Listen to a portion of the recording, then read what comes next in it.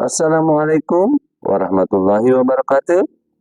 Perkenalkan, saya Sinar Hidayat, calon guru penggerak angkatan 10 dari Kabupaten Sinjai.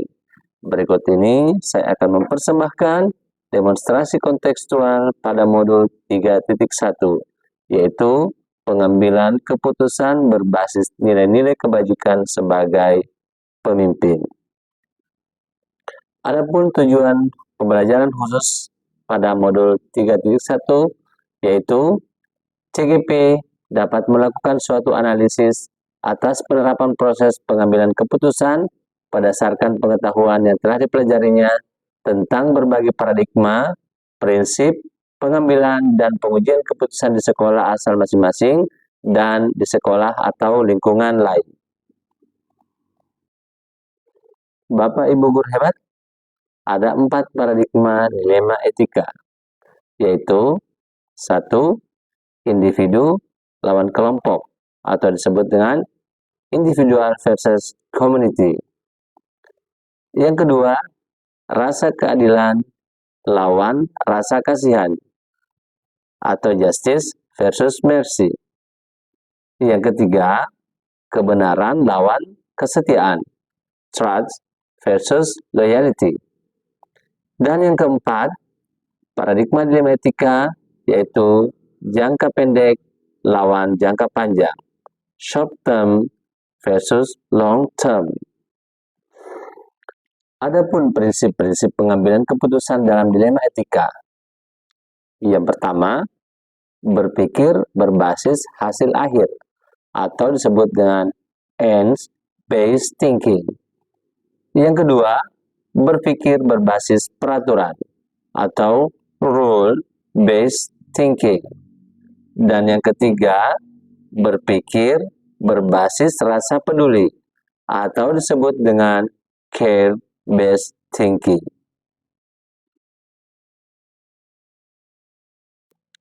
Suatu keputusan disebut dalam dilema etika apabila hasil keputusan tersebut lolos dalam 5 jenis pengujian benar salah pada pengambilan keputusan dalam dilema etika, yaitu uji legal. Yang kedua, uji regulasi atau standar profesional. Yang ketiga, uji intuisi. Yang keempat, uji publikasi. Dan yang kelima, uji panutan atau idola. Dari kelima uji ini, tidak diperkenankan ada satu uji yang gagal. Jika terdapat satu uji yang gagal, maka pengambilan keputusan tersebut bukan dalam dilema etika, melainkan dia merupakan adalah bujukan moral. Berikut ini adalah video wawancara saya dengan Kepala SMA Negeri 9 Sinjai dan Kepala SMP Negeri 20 Sinjai. Wawancara ini saya lakukan secara terpisah di tempat masing-masing Kepala SMA Negeri 9 Sinjai dan Kepala SMP Negeri 20 Sinjai dengan pedoman pertanyaan yang telah disiapkan. Berikut ini adalah panduan pertanyaan wawancara yang saya gunakan dalam melakukan wawancara dengan Kepala SMA Negeri 9 Sinjai dan Kepala SMP Negeri 20 Sinjai. Pertanyaannya adalah, yang pertama, selama ini bagaimana Anda dapat mengidentifikasi kasus-kasus yang merupakan dilema etika atau bujukan moral?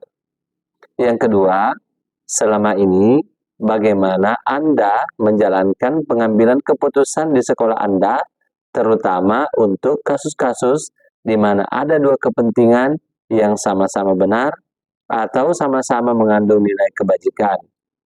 Yang ketiga, langkah-langkah atau prosedur seperti apa yang biasa Anda lakukan selama ini? Yang keempat, hal-hal apa saja yang selama ini Anda anggap efektif dalam pengambilan keputusan pada kasus-kasus dilema etika? Yang kelima, hal-hal apa saja yang selama ini merupakan tantangan dalam pengambilan keputusan pada kasus-kasus dilema etika? Yang keenam, apakah Anda memiliki sebuah tata kelola atau jadwal tertentu dalam sebuah penyelesaian kasus dilema etika? Apakah Anda langsung menyelesaikan di tempat atau memiliki sebuah jadwal untuk menyelesaikannya? Bentuk atau prosedur seperti apa yang Anda jalankan? Yang ketujuh, adakah seseorang atau faktor-faktor apa saja yang selama ini mempermudah atau membantu Anda dalam pengambilan keputusan dalam kasus-kasus dilema etika? Dan yang kedelapan, dari semua hal yang telah disampaikan, pembelajaran apa yang dapat Anda petik dari pengalaman Anda mengambil keputusan dilema etika?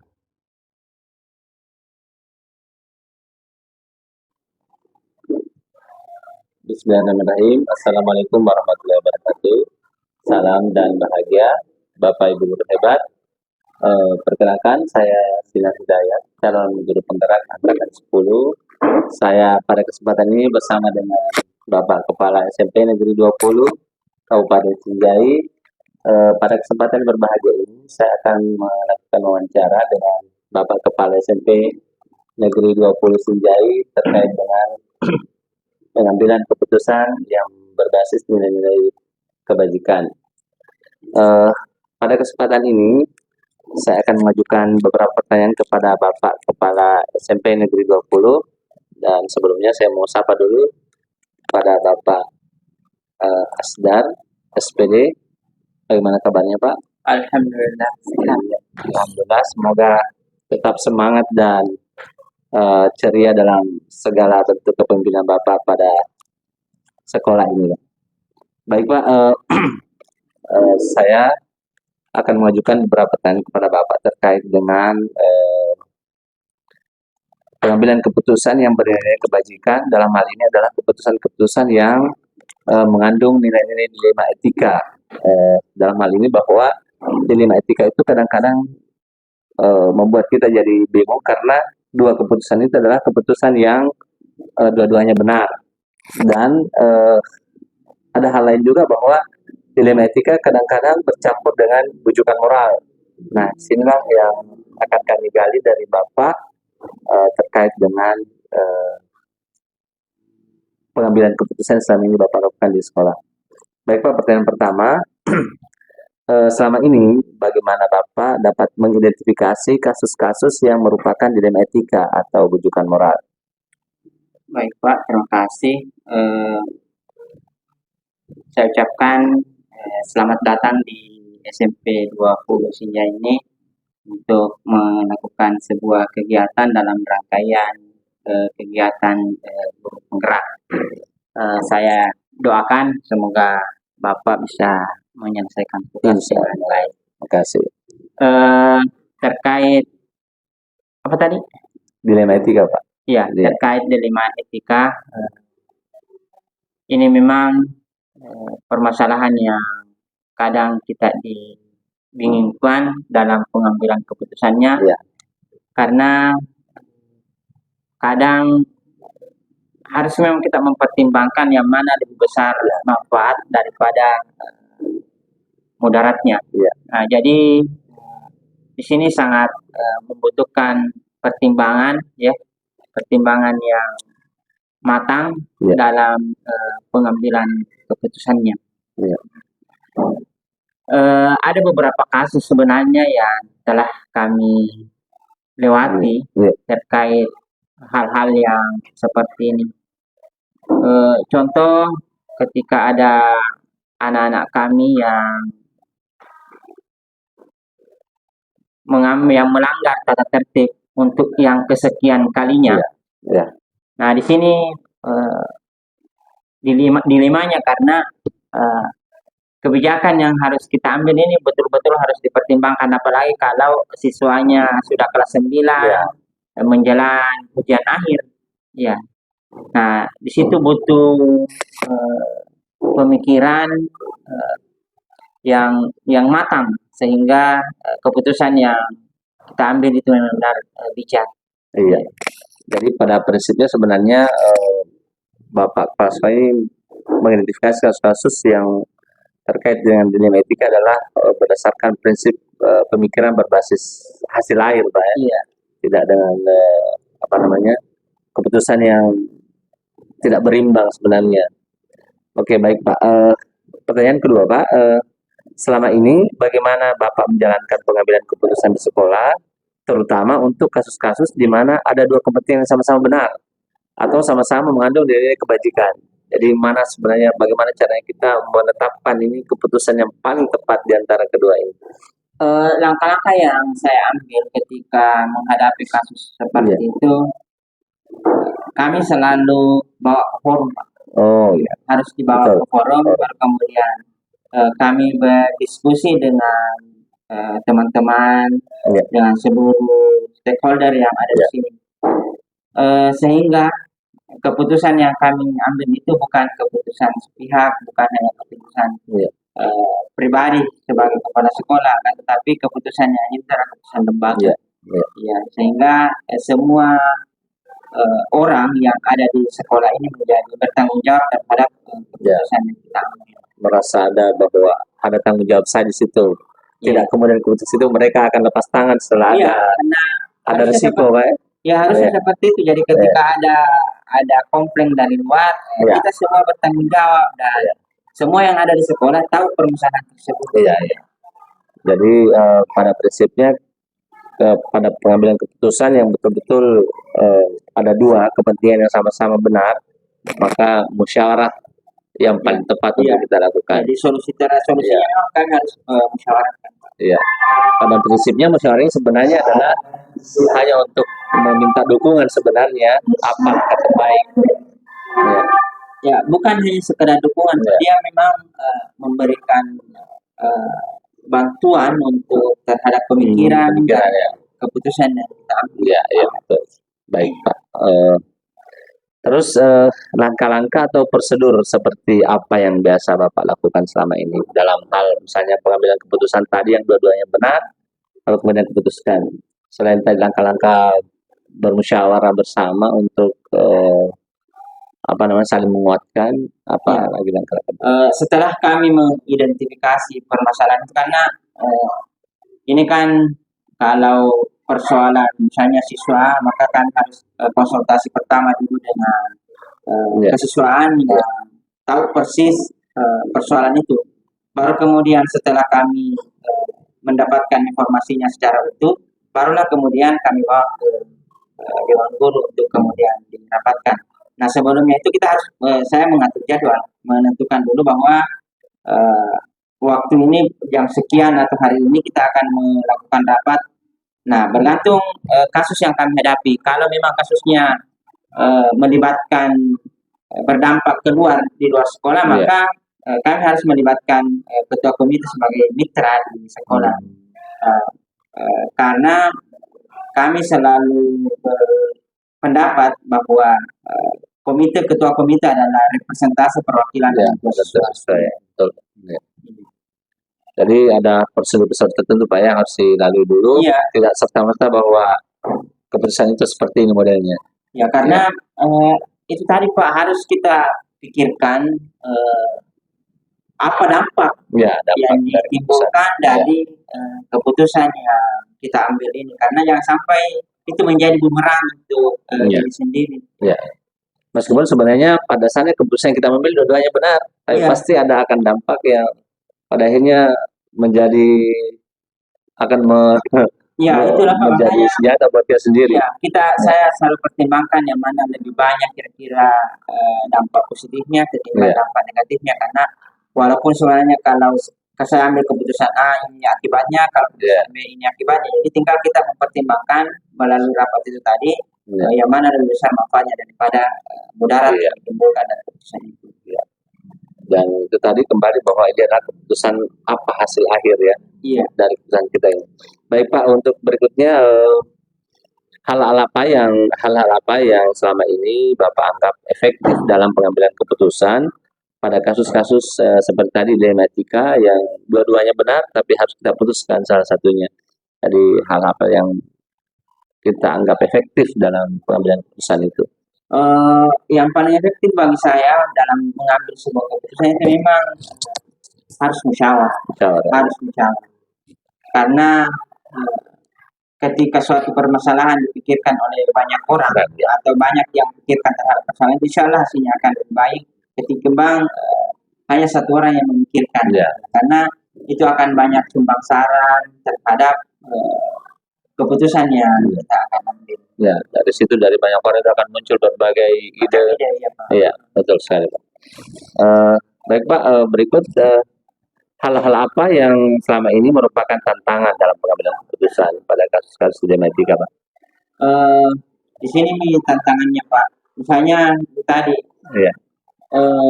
kadang itu tantangan dari diri sendiri, ya, dan juga dari luar. Iya.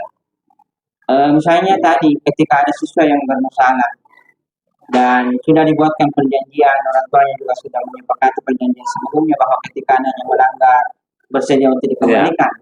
Nah, ketika anaknya sudah kelas 9, waktunya belajar di sini tinggal beberapa pekan. Ya. Karena ada pernah kejadian yang seperti itu, Pak. Dia tinggal 3 pekan menjelang ujian akhir, Lalu ada dia melanggar. Ya, dia melanggar. Terpaksa, tapi dia sudah membuat pernyataan sebelumnya bahwa ketika kami melanggar dengan melakukan pelanggaran yang salah, kami bersedia untuk dikembalikan kepada orang tua. Tapi ini sangat dilema, ya, di sini karena menjalan di ujung-ujung. Karena di ujung-ujung, di sisi lain ini tidak boleh anak putus sekolah. Nah, saya khawatir jangan sampai saya kembalikan ke orang tuanya dan tidak ada lagi sekolah yang bisa menerima. Akhirnya dia harus tinggal selama 1 tahun putus sekolah. Nah, ini tapi itu menjadi sebuah konsekuensi buat anak tersebut. Nah, di sini dilemanya, karena ketika anak ini saya tetap pertahankan dan teman-temannya yang lain sudah mengetahui bahwa si A ini sudah bermasalah, karena kalau ada masalah begini, Pak, terkadang saya harus umumkan bahwa jangan ada siswa yang membuat pelanggaran, karena ketika membuat pelanggaran dan sudah menandatangani pernyataan, maka kami tidak segan-segan untuk menindak sesuai dengan pernyataannya. Nah, ketika itu kami tidak lakukan, maka siswa lain akan menganggap apa terhadap saya. Jadi di sini permasalahannya, tantangannya saya keluarkan. Di dampaknya saya tidak keluarkan. Ini juga dampaknya. Itulah dilemanya sebenarnya. Ya, di situ titik permasalahan. Oke, baik, Pak. Berikut, Pak, apakah Bapak memiliki sebuah tata kelola atau jadwal tertentu dalam sebuah penyelesaian kasus dilema etika? Ataukah apakah ada misalnya langsung menyelesaikan di tempat, atau memiliki misalnya ada kasus dilema etika itu dijadwalkan tertentu, kemudian bagaimana bentuk atau prosedurnya? Selama ini yang kami lakukan, kami selalu jadwalkan. Jadi pertama dulu prosedurnya saya mengumpulkan dulu informasinya, baru kemudian itu tadi prinsipnya kan musyawarah. Jadi setelah data lengkap kami bawa ke forum untuk kemudian dimusyawarahkan, dan pertemuannya itu kan kami jadwalkan dulu bahwa hari ini kita akan pertemuan membahas hal ini, sehingga teman-teman yang tidak memiliki urusan yang sangat mendesak, maka saya wajibkan untuk hadir supaya jangan sampai informasinya tidak sampai ke dia sehingga ada komplain dari luar, dia tidak mampu menjelaskan ke teman-teman lain. Ya, saya berlepas tangan dulu. Karena dia merasa saya tidak tahu persoalan itu. Saya tidak tahu persoalannya. Kalaupun mereka tidak hadir, kami pun harus menyampaikan keputusannya lebih cepat kepada mereka supaya kita satu informasi. Betul. Jadi pada dasarnya dilakukan sebuah keputusan dengan jadwal tertentu, Pak, berdasarkan hasil identifikasi masalah-masalah yang sudah kita kumpulkan. Lalu kita mengatur jadwal kapan kita akan melakukan seperti itu, Pak. Supaya keputusan yang kami ambil itu memang benar-benar keputusan yang bijak. Oke, baik, Pak. Selanjutnya, Pak, adakah seseorang atau faktor-faktor tertentu yang kemudian itu mempermudah atau membantu Bapak dalam mengambil langkah-langkah keputusan? Ada sih, Pak, karena di sini kan ada orang tua, ada guru senior lah yang cukup bijak memberikan masukan kepada saya, dan ibu guru tersebut kami anggap sebagai orang tua kami juga, sehingga sebelum mengambil keputusan kami harus banyak berkonsultasi. Seperti tadi, apakah ini permasalahan kita bawa ke forum atau tidak, saya harus konsultasikan juga pada orang yang saya tuakan di sekolah. Selain itu tadi adalah komite sekolah. Ketua komite kami saya anggap benar-benar mitra yang bisa memberikan warna di sekolah dalam segala hal, baik itu terkait pengembangan sekolah maupun ada kasus-kasus yang yang posisi ini saling ya pakai kadang-kadang sulit untuk diputuskan. Sulit untuk diputuskan. Jadi hadirlah ketua komite yang bisa memberikan masukan dan menyampaikan guru senior yang bisa memberikan masukan terhadap permasalahannya. Jadi ada ketua komite Pak ya, orang-orang yang sambil banyak membantu, kemudian guru senior yang kadang-kadang kita mungkin tunggu-tunggu petuahnya apa untuk keputusan ini sampai misalnya keputusan itu betul-betul bahwa keputusan yang kita rasa ini sebuah keputusan bijaksana dan tidak melukai orang banyak. Artinya keputusan yang kita ambil itu membuat kita menyenangkan untuk semua orang. Tidak ada orang yang merasa dirinya salah dan tidak ada orang merasa dia paling benar dengan keputusan itu, tapi dua-duanya merasa menang dengan hasil keputusan itu. Baik Pak, pertanyaan terakhir Pak, dari semua hal yang tadi sampaikan, pembelajaran apa yang Bapak petik dari pengalaman dalam pengambilan keputusan yang berbasis dilema etika? Pelajaran yang saya bisa ambil adalah yang pertama, jangan mengambil keputusan secara tergesa-gesa. Pertimbangkan dengan baik keputusan yang kita ambil. Pertimbangkan seberapa besar dampak dari keputusan yang kita ambil. Terus biasakan musyawarah, biasakan berdiskusi. Utamakan Pak. Jadi usahakan berdiskusi dengan teman dalam mengambil sebuah keputusan supaya kita semua merasa terlibat dalam pengambilan keputusan tersebut sehingga ikut bertanggung jawab. Apapun resiko dari keputusan itu adalah tanggung jawab bersama. Intinya ada kolaborasi sebenarnya, menggalang kolaborasi lebih baik supaya semua merasa bahwa itu adalah tanggung jawab saya. Baik Pak, itu adalah pertanyaan terakhir tadi dari saya. Saya ucapkan banyak terima kasih atas kesempatan Bapak hari ini. Mohon maaf menyita waktunya dan mungkin banyak kesibukan yang lain, tapi Bapak menyempatkan diri untuk bersama-sama dengan saya pada kesempatan ini. Baiklah Bapak Ibu guru hebat, demikian tadi wawancara saya dengan Bapak Kepala SMP Negeri 20 Sinjai. Semoga membawa inspirasi untuk Bapak dan Ibu guru semuanya dan bermanfaat untuk kita semua. Marilah kita bersama-sama senantiasa mengutamakan musyawarah dalam keputusan, kemudian berkolaborasi dalam sebuah keputusan sehingga keputusan yang kita ambil itu bisa merasa orang lain tidak ada yang terzalimi atau tidak benar, tetapi dua-duanya merasa menang dan keputusan kita. Demikian, wassalamualaikum warahmatullahi wabarakatuh. Bismillahirrahmanirrahim. Assalamualaikum warahmatullahi wabarakatuh. Waalaikumsalam. Salam dan bahagia Bapak Ibu. Hari ini saya bersama dengan kepala sekolah. Saya akan melaksanakan wawancara tentang pengambilan keputusan yang mengandung nilai-nilai kebajikan untuk dalam sebuah problematika atau dilema etika.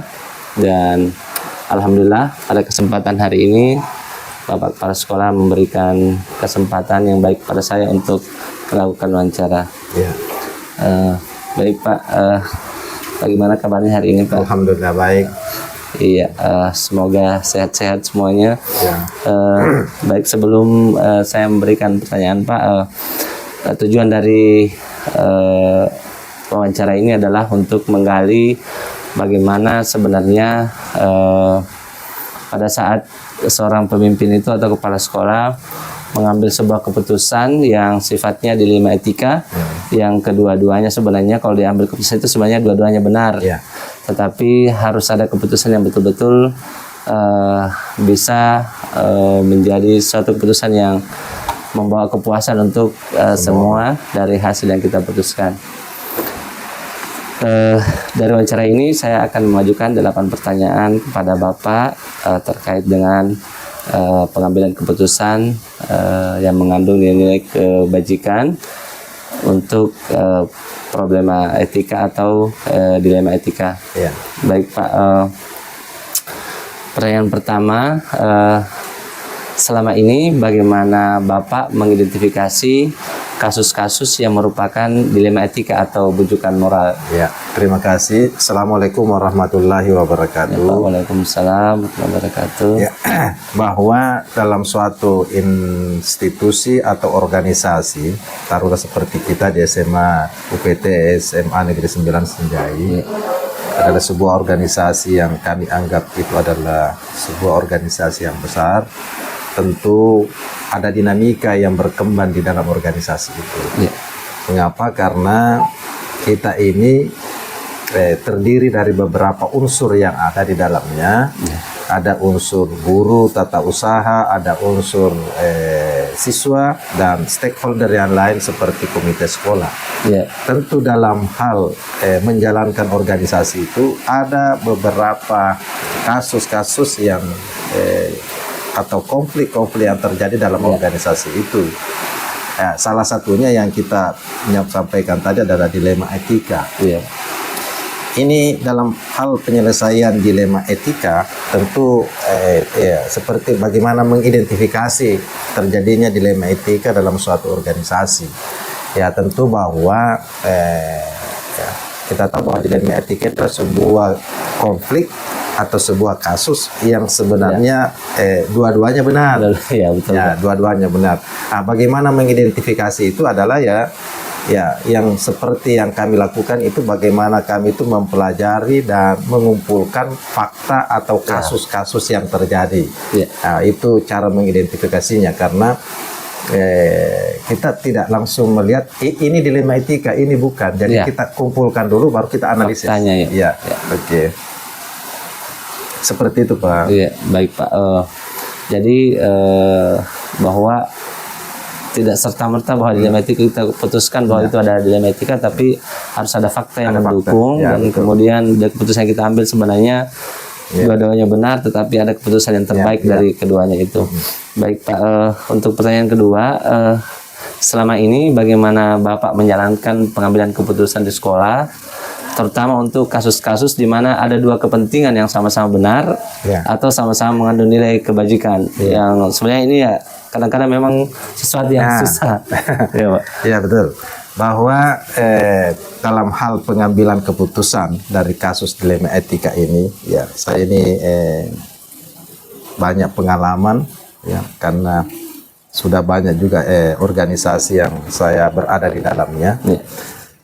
Hal ini memang sering kita ini berada pada maju kena, mundur kena. Ya. Iya. Mengapa? Karena saya memberikan contoh, Pak. Guru olahraga. Ya. Dalam hal guru olahraga, ya. Dalam misalnya anak-anak dalam diberikan praktek latihan, taruhlah misalnya sepak bola. Ya. Ya, ini ada satu anak-anak yang mengakibatkan jatuh temannya. Ya. Nah, dalam hal sepak bola jatuh itu kan biasa. Ya. Tetapi kedua belah pihak ini merasa benar semua. Ya. Saya dijatuhkan. Yang satu mengatakan saya tidak sengaja menjatuhkan. Ini sebuah dilematika. Di sinilah bagaimana mengambil sebuah keputusan. Pimpinan itu mengambil sebuah keputusan adalah yang pertama adalah bagaimana kita mengenali ada nilai yang saling bertentangan dalam sebuah situasi. Ya, itu tadi seperti saya contohkan tadi olahraga. Ya, Pak. Nilai yang padahal semuanya benar. Ya. Saya kan dijatuhkan, Pak. Saya sakit. Yang satu mengatakan, saya kan dalam sepak bola kan seperti ini yang dijatuhkan merasa benar, yang menjatuhkan benar. Makanya ya kita kemudian yang kedua bagaimana menentukan siapa yang terlibat. Ya. Nah, itu penyelesaiannya. Artinya si A yang terlibat karena dia dijatuhkan, si B juga terlibat karena dia yang menjatuhkan. Nah, itu kita harus analisis juga. Ya. Kemudian berikutnya adalah mengumpulkan fakta-fakta yang relevan. Ya. Kan ini pada saat ini kan taruh misalnya guru olahraga. Pada saat dia dijatuhkan itu siapa yang melihat bahwa dia memang sengaja dijatuhkan? Nah, itulah yang langkah-langkah itulah yang kita gunakan untuk mengambil sebuah keputusan yang pada akhirnya kedua belah pihak tidak merasa bahwa saya yang salah, saya yang benar, saya yang salah, saya benar. Artinya ini ada win-win solution. Iya. Ada menang-menang, solusi menang-menang di sini. Iya. Ya. Oh, betul ya. Jadi itu Solusi tadi yang pertama mengenali ada nilai yang terjadi di situ, benar salahnya, kemudian mengumpulkan fakta yang ada. Iya. Jadi menarik sekali Pak, intinya bahwa win-win tadi itu yang penting, bahwa dua-duanya merasa menang dengan kasus yang sama, meskipun sebenarnya ada yang merasa dirugikan, tapi pada akhirnya keputusannya adalah dua-duanya merasa menang. Baik Pak, sangat luar biasa keputusan yang kita ambil. Yang ketiga Pak, langkah-langkah atau prosedur seperti apa yang bisa Bapak lakukan selama ini, selama misalnya ada problem dilema etika itu, apa langkah-langkah atau prosedur yang Bapak tempuh untuk menyelesaikan? Ya, jadi secara normatif tentu kita kan memang harus menggali informasi yang sebanyak-banyaknya untuk melihat apakah ini masuk pada kasus ranah dilema etika. Jadi yang pertama adalah melakukan analisis resiko. Artinya bahwa kita menganalisis ini resiko yang terjadi apa. Nah, karena misalnya dalam hal mengambil sebuah keputusan, tapi ingat bahwa ketika kita mengambil sebuah keputusan tidak ada yang merasa bahwa saya yang salah. Tetapi kita selalu mengambil sebuah keputusan bahwa semuanya merasa bahwa menang, semuanya win-win solution itu tadi. Jadi ada analisis resiko. Kemudian yang kedua, mengacu pada prosedur yang ada, dan yang terpenting adalah mengikuti peraturan. Nah, ini yang terpenting. Jadi ketika kita sudah masuk di wilayah sebuah kebijakan atau sebuah aturan, maka itulah yang tertinggi dalam hal pengambilan sebuah keputusan, karena kita punya dasar. Karena ketika kita mengambil suatu keputusan dan ada dasarnya, maka tidak ada yang bisa menyalahkan kita. Jadi prosedurnya itu, langkah-langkahnya tadi melakukan analisis resiko, kemudian yang kedua mengacu pada peraturan yang ada, dan yang ketiga itu tadi adalah selalu melihat itu tadi peraturan yang ada. Dan yang terpenting adalah bagaimana kita berbicara dengan yang bersangkutan. Itu yang utama juga, karena kita harus bagaimana berbicara kedua belah pihak untuk menentukan solusi yang benar. Jadi pada saat sebenarnya Pak, dalam dilema etika ini ada satu prinsip yang kalau saya dengarkan tadi ada yang Bapak pegang, adalah bagaimana berpikir berdasarkan aturan. Aturan. Menyelesaikan sebenarnya dilema etika itu berdasarkan dengan prinsip berpikir berdasarkan aturan. Karena ketika kita berpikir berdasarkan aturan, pasti tidak ada yang merasa bahwa ini karena kalau dia sudah berdasar aturan, maka itulah susah untuk digugat. Iya Pak. Baik Pak. Baik Pak, saya ke pertanyaan berikut. Hal-hal apa yang selama ini Bapak anggap efektif dalam mengambil keputusan pada kasus-kasus dilema etika? Yang biasa kita lakukan, seperti contoh kita di SMA 9 Sinjai, dalam hal mengambil sebuah keputusan, kita ini kan melalui sebuah rapat atau mengambil bermusyawarah dengan teman-teman. Tapi yang paling penting adalah kita selalu berpikir berbasis akhir. Artinya bahwa kita ini berupaya untuk menyelesaikan persoalannya. Yaitu berpikir berbasis akhir.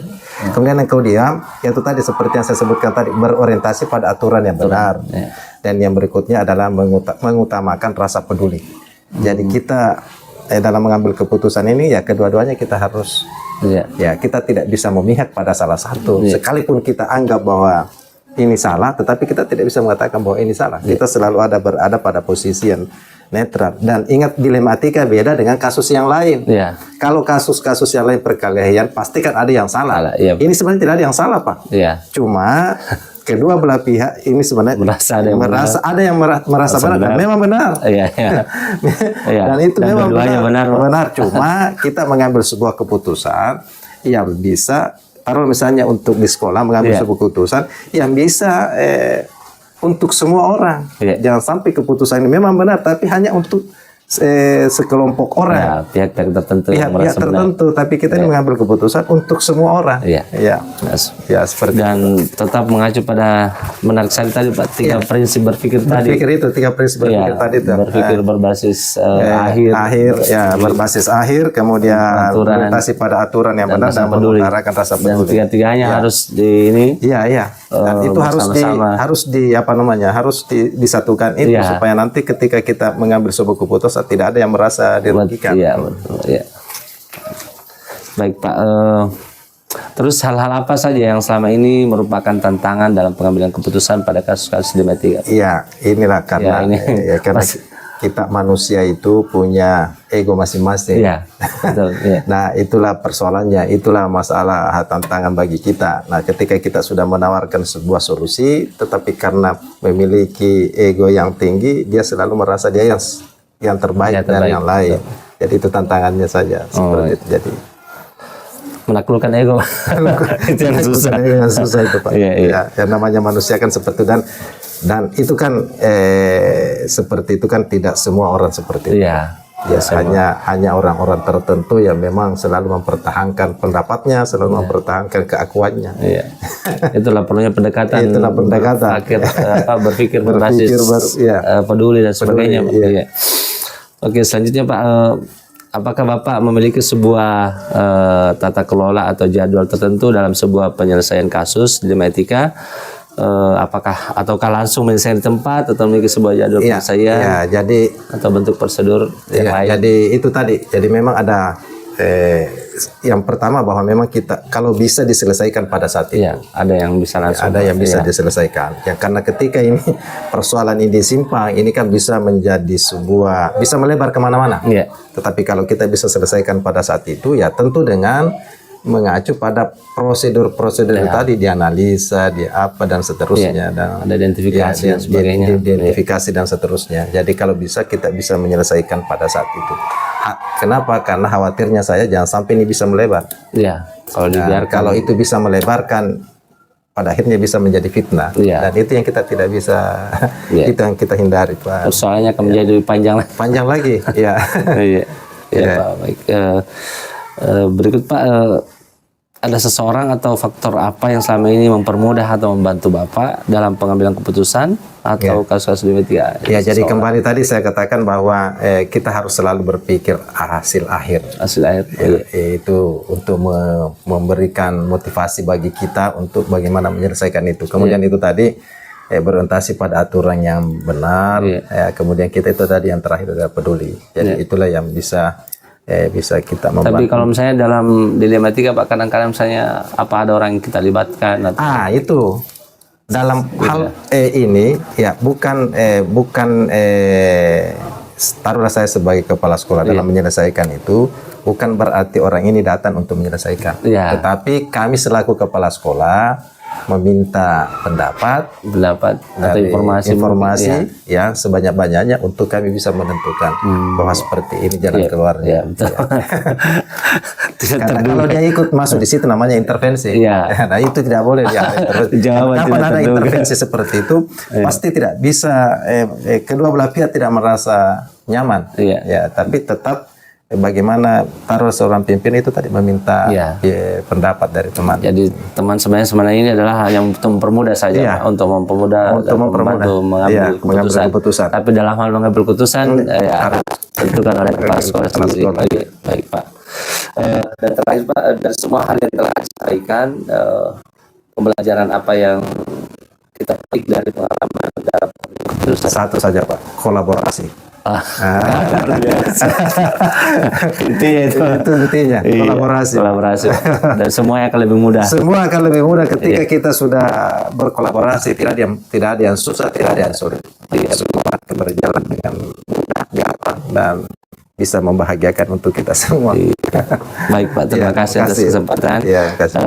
Bapak Ibu guru hebat, demikian tadi wawancara saya dengan Bapak Kepala SMA Negeri 9 Sinjai. Semoga membawa inspirasi untuk kita semua dan ada banyak hal yang merupakan jawaban-jawaban yang saya juga tidak pikirkan dan tidak terduga.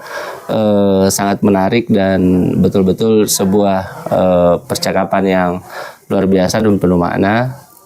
Semoga bermanfaat bagi Bapak Ibu sekalian, Bapak Ibu guru hebat semua, supaya menjadi inspirasi untuk kita semua. Sekian, assalamualaikum warahmatullahi wabarakatuh. Terima kasih kembali Pak kepada